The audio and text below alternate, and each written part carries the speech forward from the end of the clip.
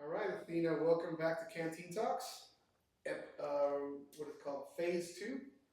This is where you and I are going to kind of go into post boot camp, right? So you let us know a little bit about your boot camp experience, why you joined the Navy, your experiences through the receiving part, which you guys call the P days.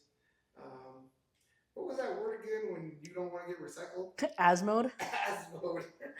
I learned about Asmode, which is great. Um, but now you graduated and it's time to go into your MOS school. So we'll talk a little bit, let us know a little bit what your actual MOS was, where you did your training at, the duration of the training, and from there, talk about if you sustained any injuries that you may recall. But more importantly, we'll go ahead and transition into you going out into the fleet, and if you were sent out on deployment at all, and we'll go into those stories. But let me preface this section because a lot of the folks, this is where it really starts getting really sensitive and touchy. I don't want you to go into anything that's going to cause any bad memories, flashbacks, or nightmares and whatnot. So please do share what you feel comfortable sharing, and whatever stories you can share to your abilities. And I don't want to trigger anything. Okay, it's all about you, but I want you to be as comfortable as you possibly can. Okay. Sounds good. All right, Athena. So walk us through MOS school. You graduated boot camp. What happens next? I literally went down the street for what they call A school. What they call it. It was our A school. Don't ask me what the A stands for because I don't remember that either. Okay. But then we'd go to A school, and for there I was there for 2 months for the engineering part. You'd learn basic engineering. Okay. So what exactly does that consist of? Because I have no clue. It was all like based off of reading stuff off books and sitting in classrooms learning. Okay, this is what your basic engineering, what the engines do, the basic engineering of whatever engineering wise does. Okay. This is where you're learning diesel. Not really, because they saved that for like the last like 3 days. Okay. For you get 3 days to learn like your specific in rate stuff. Okay. So do you ultimately, is it like being a mechanic and you learn how to repair those engines, or I think they're learning the basic functions of what everything does. Okay. So you to learn the basic functions of all the engineering stuff until you get to those last 3 days where they actually give you your in rate specialties. All right, very cool. So when you were there, this is the time you probably get a little bit of liberty, right? Weekends off, right? Yes. So talk to us about some of that. Were you feel comfortable, right? Because I know for us, it was like as soon as we got a chance for a little bit of liberty, we were drinking, we were pounding. So I was a little too young for that. Okay, were you on a federally owned land for training, or was it a state owned? Do you know? I don't know that. I don't know. Okay, the only reason I ask is because if I understood and recall correctly, if it was a federally owned base, then the E Club. You familiar with the E Club? I am familiar with the E Club. If you were 18 and over, you were allowed to purchase beer at the E Club. Well, that's probably why I never knew about it because I don't really drink beer. Okay. And then it was the actual booze that you got to be 21 and over. Oh, see, that's where the fun stuff is. I prefer the liquor than the beer. Yeah, I hear you. That took place at the barracks for us, right? We had the older Marines and they would buy the stuff. So tell us about your experience in MOS school. How you pass your free time and after you were spending your days reading books and learning about the engineering stuff. Well, it's funny because a lot of stuff they mainly do like they always tell you like when you're on a ship you're a firefighter first. Firefighter. Oh yeah. So that's one of the major things that we did through our school was learn how to get out of like if there's a fire, how to fight it. If there's flooding, how to get out of it. Okay, that's cool. I had no clue about that. Well, those were fun because especially they have you go up like a 10-foot ladder to go through a scuttle to escape the rising water as you're getting flooded out. Okay. And then you're going into a space that is also partially flooded, so it's really hard to open that hatch above your head. Pushing it up, right? Yes, because you have that pressure. Well, in this one, it was up because you're up the ladder. You have to push it up. Is it even possible when you've got water pushing down on it? For me, it wasn't because at this time I was only 120 pounds. Okay. I was one of the smallest. And they had to send someone else up to do it because I couldn't do it. But in order to pass, as an example, your testing, you were required to do it. It wasn't specifically me myself, but Okay. us as a group that had to escape Had to it. get So it. they didn't were able to send up someone who had more strength So behind you them to do strategically it. position yourselves to say, send the bigger guys up front that can. Well, they sent me up. I just couldn't open it, so I had to go back down. Someone else had to do it for me. Got it. Okay. Okay. Very cool. All right. So MOS school. You were out still out in Great Lakes. You said right. Yes. You just went down the street. Yeah, basically. Opposite sides. One side is training for boot camp, and the other side is training for MOS school. Okay. Very good. So let's now talk about you getting your orders and you get sent out to the fleet. What were those orders? Where were you sent? Yeah. The first place I was sent out to was Sasebo, Japan, on the USS Safeguard, Okay. which is a salvage ship. We were a giant tugboat, Okay. but we were also a diving vessel too. So we got to go to some interesting ports that other ships couldn't go to Okay. because we were smaller. So it's a salvage boat. So ship gets stuck out. You guys go out and bring. We them try to in. unstick them. Yes. Okay. Okay. What usually causes them to get stuck? Is it engine Shallow malfunctions or shallow they get waters. stuck? They literally get stuck. They literally get stuck in the Okay. like so they get too close. They get too close to the shore and they literally get stuck in. Okay. Interesting. Interesting. So it sounds like you had multiple orders. So you started in Japan. Yes. Where did you go from there? I actually went to another school, which is the C school, so it's like a secondary school. Okay. So I went from there to get qualified as an air conditioning refrigeration technician Okay. before going to Hawaii to go to the USS Hopper. Okay. All right. We'll get into the USS Hopper shortly because we did talk a little bit about that as I met you, and that's definitely a fascinating story that I would love to hear all about. But let's talk a little bit about you going to Hawaii. You know what that experience was like. But your second, was it considered a second MOS, the refrigeration? Yes. So your A school is like your very first school that you would go to out of boot camp, Okay. and then you have if you want to go to a secondary school, which would be your C school, for like learn a different part. So I was still an engineer, but now my main focus was on air conditioning and refrigeration. Okay. Yeah, because air conditioning is critical in ships. Yeah, I remember being on the USS Denver, and I would die if it wasn't cold because my body would die. I would die. So you guys are special, I guess, in my heart. How long was that school for? I believe again it was 2 months. 2 months of school. Yes. Okay, so you've had two different trainings. Very cool. Not a lot of folks don't usually get that. They're usually one MOS and.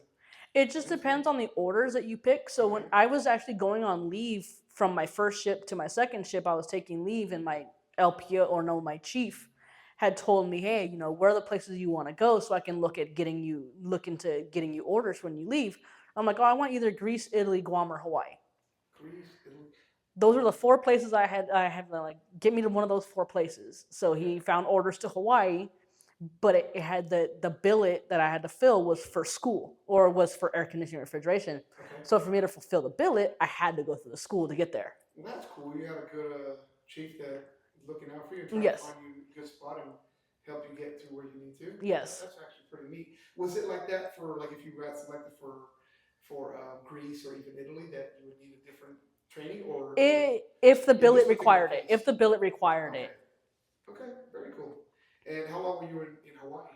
That was actually my longest place. I was there for 4.5 years because I did 2 tours. I did 1 tour on the Hopper, got pregnant.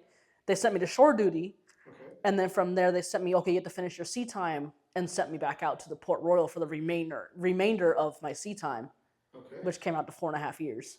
So, okay, very good. And then, so you were first in the Hopper, got pregnant, and what do they call it when they send you to the seaside? Is that what?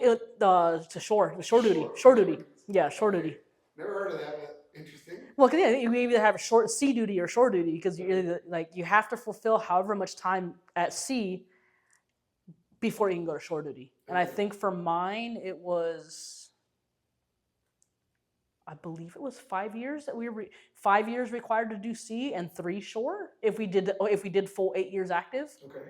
I believe that's how it was. I think it was 5 and 3. It was or 4 and 4. It was one of the 2. Okay. Cool. Interesting. Let me check something really quickly. Seem to be good. Not sure what happened earlier, but I think I solved the problem. So, all right. So, Hawaii. Any issues that you dealt with physically, mentally well in Hawaii at that time period? If you can, share that with us. Well, I had already come in with some partial back problems because when I was a kid, I had injured my back. Okay. You know, they if they accepted you with them, they accept the responsibility for the pain. Okay. But then being air conditioning refrigeration, well, ACNR qualified, you're dealing with these bottles that can get up to 300-400 pounds for refrigerant, depending on. There's supposed to be two of us. There's supposed to be two qualified air conditioning refrigeration technicians. It's a requirement. You can't do the job alone because in the event something happens and someone passes out from the gas, the other person needs to pull you out. Okay. So the chief on that ship, he wasn't as good. Okay. So he was the other air conditioning technician. He basically didn't want to do the job. So I had to do everything. So I'm moving these bottles around by myself. Okay. So moving these bottles, it's no joke when you're moving around 300-400 pound bottles. And I take it you're trying to like spin them. Like you're basically, yeah, that's basically what you're doing is to maneuver them because they did have them stationed. So you have your refrigeration units and nearby you have the bottles. Okay. With those are smaller bottles, so it was easier. But then you have the big air conditioning units that take a lot more. Sure. No dollies. No, not at all. You're just sliding them across these deck plates and you're trying to maneuver them around. Sure. Yeah, that's funny. That's why one of the first times I actually did end up going to medical. I'm like, hey, my back's in pain to where they put me on limb dude, but I was still on the ship. Sure. They're like, you can't lift any more than this much weight. So someone else that wasn't qualified had to help me move these bottles around. Light duty, is that what they called it? Yeah. Okay. Okay. What did they do to treat your injury, your pains? Vitamin M. Vitamin M. Motrin. Motrin. That's Motrin. Vitamin M. Very good. That's a funny name. Never heard it that way, but yeah. For us, it's always take some Motrin and water. Vitamin M. That's what it became for us. Is vitamin M. Do you remember were they orange or were they white? White. White. Okay. There were white ones. Were they 600 or 800 milligrams? 800. 800. Yeah. That's the beauty of those.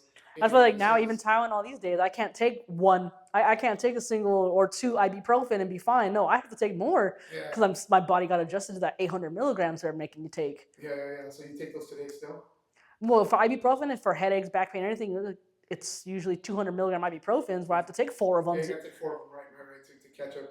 Yeah, unfortunately, some of us take a lot more than that. And it's a common thing. So. Yeah. But yeah, it's the phone. It's the solve it all. Some of the folks I spoke with and have interviewed, they talked about it. They go on a hike or something. They were popping them, you know what I mean? Because they knew that something would happen. Your feet soreness, back soreness, because you're carrying the big packs. So you're looking to so how long were you placed on light duty for? I believe it was for 30 days. Oh wow. Yeah, it wasn't. But I was like, then you have to go back and get checked, and it's still the same thing. It's like. So what did they tell you? It was just inflammation? Was it what do they call it? Muscle spasms? What exactly did they tell you you may have had? That I don't recall what they said. Well, it's like by then they should have known because I already had a slight curve to my spine, so I'm actually give them something. Like obviously there's something more going on. Yeah. And the pain was in your lower back or upper? It's at the very base of my spine, the bottom of the spine, and probably like by the top. Wow. Okay. Yeah. Okay. Yeah, I can only imagine. That's sorry you had to go through that. Your chief, interesting chief, huh? He actually, I can't remember what his name was. He was not worth remembering that much, but I do remember he had gone to our chief engineer, and he had told him, "Hey, we need a second ACNR technician. Like, she's doing this by herself." I remember the chief engineer turned around because I was in the room when it happened, and he goes, "You're the other qualified technician. Get the down there and go help her. It's your job." Wow. So that's good. Yeah, so needless to say, I was kind of happy I got pregnant and got off the ship because I couldn't. Because he was new. He was a newer chief. Okay. The chief we had before him was good, but he was terrible. So I was happy to get rid of him. But yes, I was very happy to not have to deploy with him the second time. They actually had to send someone from our ship to school to replace me, and they had to borrow someone from another ship because he wouldn't do his job. Okay. So your first son was born in Hawaii? Yes, he was. Ah, very cool. So you're there, and then let's kind of start going into. I think you got deployed at some point. While you were still in Hawaii, or did you get another set of orders elsewhere? No, the whole ship deployed. Okay, and that was while you were on the hopper again? Yes. Okay, so now you're back on the hopper, and you get deployment. Tell me where you were deployed. We were deployed out to the Middle East, like Bahrain. I think we went to Dubai. I don't think we didn't go to Afghanistan. Okay. I think we went to Brunei. There were a few places. I can't remember all of them. Singapore, and I think no, Hong Kong wasn't that ship. Hong Kong was the first ship. Okay. But I know for sure Singapore. Singapore was one we always went to. Singapore? Yeah. Okay. That was your first ship, you said? No, we went on the second ship too. Oh, second ship. Yeah, it was like the first place we went to and the last place because it's like one of the places where we went to load up. I think like ammunition, fuel, and all that. Majority of the stuff came from Singapore. Okay, so this deployment was a legitimate one, where you may have seen some action, right? Yes. Okay, so we'll go into that. So you get those orders. What are you feeling? What are you thinking when you're like, shit, we're gonna go? We may get our elbows dirty. You know what I mean? One thing our LPO always told us was like, make sure you pack as if you're leaving for a year. If you're going on a 6-month deployment, pack as if you're going for a year because you don't know when you're going to come back. They could always extend you because another ship breaks down. You have to take over some of their tour. Okay. So I was like, all right, I was getting ready to pack up, get ready to go, and it's like, all right, send out the emails, say goodbye to family, say goodbye to everybody. Like, hey, email me here if you want to get hold of me. Okay. Any butterflies or fears about shit? I'm going into a hot zone. Not at that point. Not at that point. Okay. So you're probably gung ho, ready to go, just like most of us sign up, saying, I want to go get some action. Yeah, because I was still relatively new at that point. I was only in, I think, 2.5, 3 years at that point, so I was still relatively new. Okay. So you get deployed. You're out there. What year was that? 2006, I believe. Okay. No. Yeah, 07. I think it was 2007. 2007, yes. Okay. Cool. And then, so again, I don't know the timeline or the walkthrough, but you did mention something to me, the Strait of Hormuz. I think I said it right. Yeah, the Strait of Hormuz ends in Z. It was Hormuz. Strait of Hormuz. Okay. Yeah. Help educate me. Give me a little bit more information about that. What was it? What were you dealing with? Why were you sent? So the Straits of Hormuz is basically it's like a canal you have to go through to get to where Bahrain, Dubai, and where all the Afghanistan, Iraq, and Iran are. You have to go through these. So it's like where usually your lead ship, you're kind of like more in a V pattern, but going through the Straits, you have to go one at a time because there's not a lot of space. You don't want to interfere. You don't want to go into the international. You don't want to spread too far because they take it as a threat. Into other territories. Yes. Waters, right? At that point, it was like Iraq. Okay, understood. Iraq, I think, or Iran as well, maybe? Yeah. Something like that? Okay. All right, interesting. Now, this is where things got a little heated for you. Yes. All right, so this is where share what you can. Yeah. And educate me. So at first, we didn't fully know what was going on. Okay. We know we got called to general quarters. We all had to go man our stations for where we have to be at. In the event of whatever, in fire or anything, you go to your general quarters station. Okay. We weren't fully aware what was going on. Okay. And we come to find out that there were some Iraqi boats throwing boxes in the water, telling us that they're throwing bombs in. Okay. So they're like, oh, you're going to blow up. You're going to blow up. So they were throwing these boxes overboard, and were they shouting in... From the videos that you saw afterwards, yes, they were yelling. They were saying that you're gonna blow up. Then you can hear our officer of the deck yelling, "We're gonna blow up," and they're repeating what he's saying. And we're sending warnings to them. Hey, we have permission to go through. Back off. We will fire. Mm-hmm. And I remember that I saw in the video the guy they cocked back a 50 cal. And they aimed the guns down at them. That's when they finally decided to take off. No, that's when they finally decided to leave. Okay. So we got lucky. We didn't have to fire on them, but it came close. Okay, it came close to engaging with those people. Yes. But what was going through your mind, or maybe even some of your shipmates, the other sailors out there with you, as they're hearing that your ship may blow up, these fuckers are throwing stuff over. What was that like? What was that experience like? Well, after the fact, I found out, okay, well, I'm in aft steering, which is the very bottom back of the ship, and this is where they're throwing these boxes. And I didn't think about it then because we didn't fully know, but come to find out, I was like, wow, I could have been dead. I could have been blown up. I'm in the very back of the ship. Yeah, that could have been tough. And there were a few of us back there because you have your engineer, you have your your bosun mate, which is your deckhand down there to steer the ship. You have a couple other engineers if you have to manually control the steering. Okay. So like for us, they could have been the end of our lives and we didn't even know it. Yeah. So all this commotion is happening up top. Are you hearing anything on your side when you're down there? We didn't have we did have the sound powered phones on. So we did have those on and we're listening, but we don't know the full extent of what's going on. Yeah, because you guys aren't out there with all the way Yeah. out, so you guys are just scratching the surface, I would probably say. Yeah, we're sitting there going, okay, we're doing what they're telling us to do. We're here if they need us to steer. We don't fully we didn't know the full extent of what was going on. Yeah. But I remember after the fact, after everything was settled, I remember I called home because they did decide to turn on all the phones to allow us to make phone calls out. Okay. And my brother answers the phone. And he's like, "Hey, what's going on? What's going on?" I saw it on the news. I'm like, "I can't tell you anything. All I know is we're safe. That's all I can tell you." Okay. And so that was it almost like boot camp all over again. Like, "Hey, I'm safe. I'll let you know when I can call home," because we couldn't talk at that time. We couldn't talk about it. Yeah. So let's talk a little bit if you can. Did that affect your sleeping at all?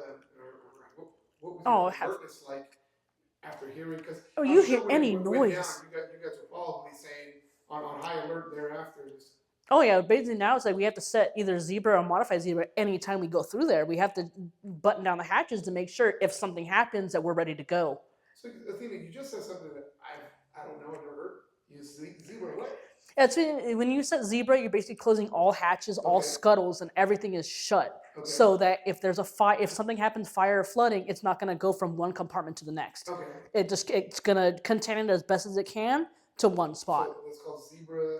That was called zebra. Okay, and then you said something. Modified zebra. Okay. All the hatches are down, but like the scuttles are open. Okay. Okay. Very good. So you can still pass through scuttles without having to open and close everything. Okay. Yeah, I was on the ship for a short period during an exercise in Coronado Island, and we were attacking San Onofre.